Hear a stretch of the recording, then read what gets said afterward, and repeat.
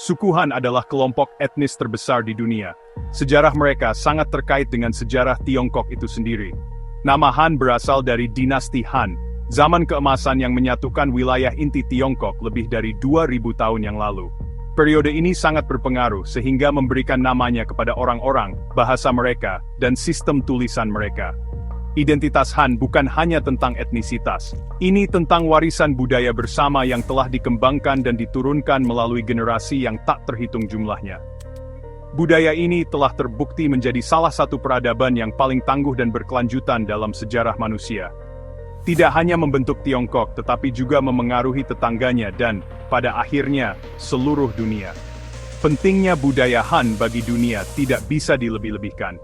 Ini telah menjadi sumber pemikiran filosofis yang mendalam, ekspresi artistik yang menakjubkan, dan inovasi ilmiah yang revolusioner selama ribuan tahun.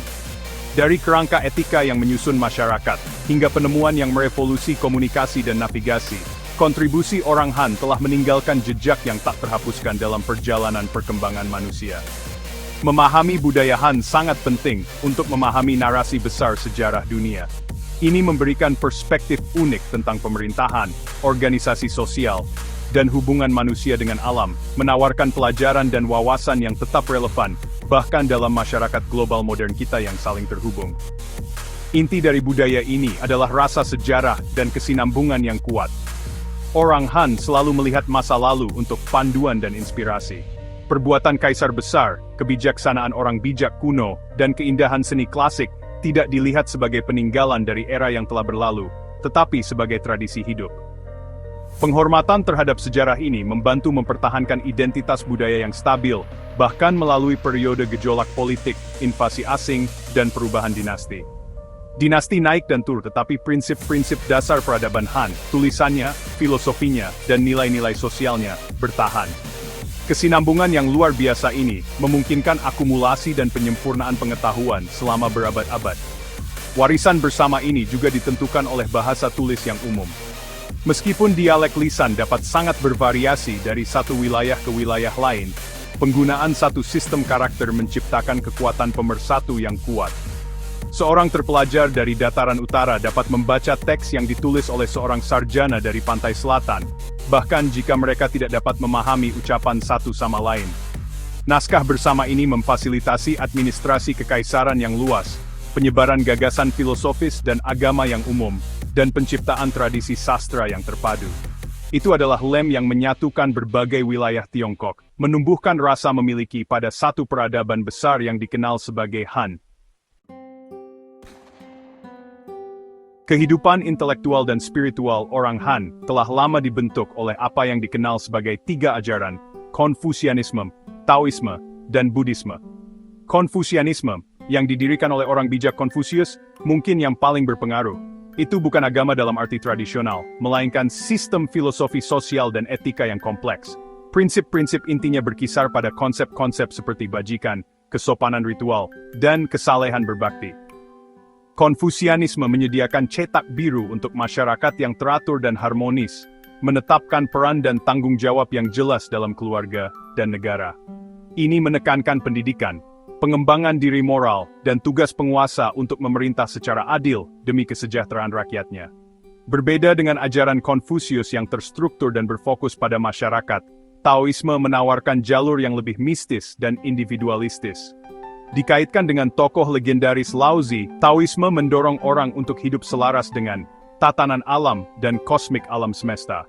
Ini menghargai spontanitas, kesederhanaan, dan prinsip atau tindakan tanpa usaha, yang berarti bertindak selaras dengan aliran alami hal-hal daripada melawannya.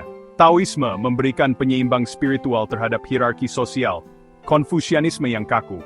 Ini memengaruhi pengobatan, seni, dan apresiasi mendalam terhadap alam yang begitu menonjol dalam lukisan dan puisi Tiongkok, menawarkan cara untuk menemukan kedamaian dan keseimbangan di luar kewajiban sosial. Pilar ketiga, Buddhisme, tiba di Tiongkok dari India melalui jalur sutra sekitar abad pertama Masehi. Ini memperkenalkan konsep-konsep yang sama sekali baru, seperti karma, reinkarnasi, dan tujuan mencapai nirwana, atau pencerahan. Pada awalnya, itu dilihat sebagai agama asing, tetapi selama berabad-abad, itu diadaptasi dan diubah, menyatu dengan kepercayaan Tiongkok yang sudah ada. Aliran Buddhisme seperti Chen, yang menjadi Zen di Jepang, berkembang dengan karakter Tiongkok yang khas. Buddhisme menawarkan penghiburan dan jawaban atas pertanyaan tentang penderitaan dan kehidupan setelah kematian yang tidak sepenuhnya ditangani oleh Konfusianisme dan Taoisme, akhirnya menjadi bagian integral dari lanskap spiritual bagi jutaan orang Han. Ketiga ajaran ini tidak saling eksklusif. Bagi rata-rata orang Han, mereka hidup berdampingan dan saling melengkapi, membentuk pandangan dunia mereka dari berbagai sudut. Sering dikatakan bahwa seseorang bisa menjadi Konfusian dalam kehidupan publik dan keluarganya, seorang Taois dalam refleksi pribadinya dan hubungannya dengan alam, dan seorang Buddhis ketika merenungkan masalah hidup dan mati. Pendekatan sinkretis ini memungkinkan budaya Han menjadi terstruktur secara sosial dan kaya secara spiritual. Ketiga ajaran bersama-sama menciptakan kerangka kerja yang komprehensif untuk menjalani kehidupan yang seimbang, etis, dan bermakna. Memengaruhi setiap aspek masyarakat Han, dari pemerintahan kekaisaran hingga rutinitas sehari-hari seorang petani sederhana. Seni orang Han terkenal karena keanggunan, kehalusan, dan hubungan mendalamnya dengan filosofi dan alam. Kaligrafi, seni menulis karakter dengan kuas dan tinta, dianggap sebagai bentuk seni tertinggi. Itu lebih dari sekadar menulis, itu adalah bentuk ekspresi pribadi yang mengungkapkan karakter dan budidaya seniman. Keahlian kaligrafer dinilai dari energi, keseimbangan, dan aliran goresannya. Karya-karya kaligrafi besar oleh master seperti Wang Xiji dari dinasti Jin dihargai dan dipelajari selama berabad-abad, dilihat sebagai perwujudan kesempurnaan artistik dan spiritual.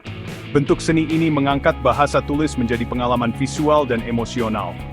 Puisi adalah pilar sentral lain dari tradisi sastra Han. Selama dinasti Tang, yang sering disebut zaman keemasan puisi Tiongkok, master seperti Li Bai dan Du Fu menciptakan karya-karya yang masih dihafal dan dibacakan hingga hari ini.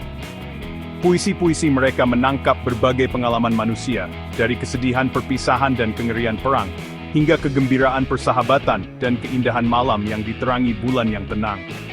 Puisi Tiongkok dicirikan oleh bahasanya yang ringkas, citra yang membangkitkan, dan penggunaan lanskap alam untuk mencerminkan keadaan emosional batin. Itu adalah bagian penting dari kehidupan setiap orang terpelajar, digunakan dalam pertemuan sosial, ujian pegawai negeri, dan korespondensi pribadi. Lukisan berkembang bersama kaligrafi, dengan kedua seni menggunakan alat yang sama kuas, tinta, dan sutra atau kertas. Lukisan awal sering menggambarkan tokoh-tokoh dari sejarah, mitologi, dan kehidupan istana, melayani tujuan moral atau politik. Namun, lukisan lanskap, atau gunung air, akhirnya menjadi terkenal, terutama selama dinasti Song. Ini tidak dimaksudkan sebagai penggambaran realistis dari tempat tertentu, tetapi sebagai ekspresi pemahaman seniman tentang prinsip-prinsip kosmik dan harmoni yang ditemukan di alam. Pegunungan yang luas dan berkabut, serta sosok manusia kecil dalam lukisan-lukisan ini menyampaikan rasa Taois tentang tempat kecil manusia dalam dunia alam yang agung. Tradisi artistik ini saling terkait erat. Sebuah karya seni tunggal mungkin menggabungkan lukisan, kaligrafi, dan puisi, menciptakan karya terpadu yang dikenal sebagai tiga kesempurnaan. Seorang seniman akan melukis sebuah pemandangan, kemudian menambahkan puisi dalam kaligrafi elegan yang mencerminkan makna gambar tersebut. Perpaduan berbagai bentuk seni ini menunjukkan pandangan dunia holistik budaya Han, di mana keindahan visual, ekspresi sastra, dan pemikiran filosofis tidak dilihat sebagai pengejaran terpisah, tetapi sebagai aspek berbeda dari pengalaman manusia yang tunggal dan berbudaya. Seni-seni ini bukan hanya untuk dekorasi, itu adalah sarana pengembangan diri, komunikasi, dan koneksi dengan prinsip-prinsip dasar alam semesta.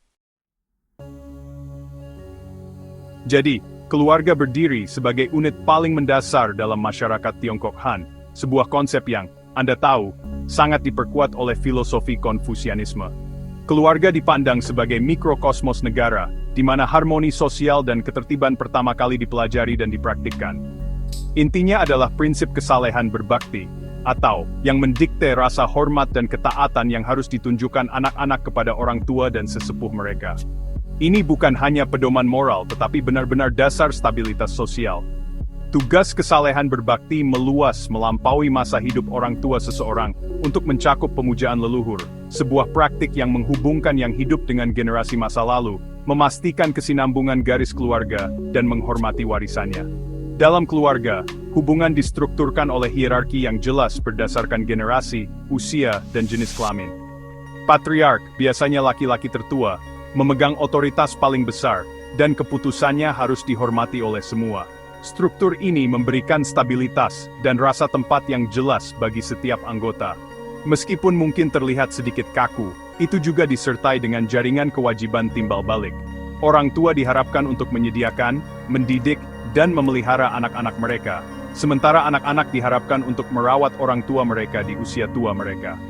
Sistem ini menciptakan jaring pengaman sosial yang kuat, di mana keluarga, daripada negara, adalah sumber utama dukungan dan kesejahteraan bagi individu sepanjang hidup mereka.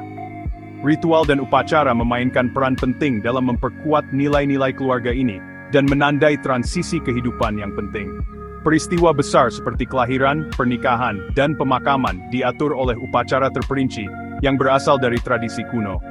Tahun Baru Imlek, atau Festival Musim Semi, adalah perayaan tahunan terpenting, saat anggota keluarga akan melakukan perjalanan jauh untuk bersatu kembali, menghormati leluhur mereka, dan berbagi jamuan komunal.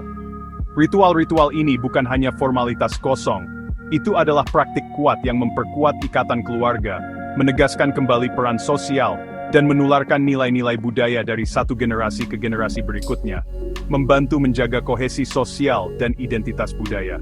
Pentingnya keluarga meluas ke masyarakat dan negara. Kaisar sering disebut sebagai putra langit dan bapak simbolis rakyatnya, sementara pejabat pemerintah disebut pejabat bapak ibu.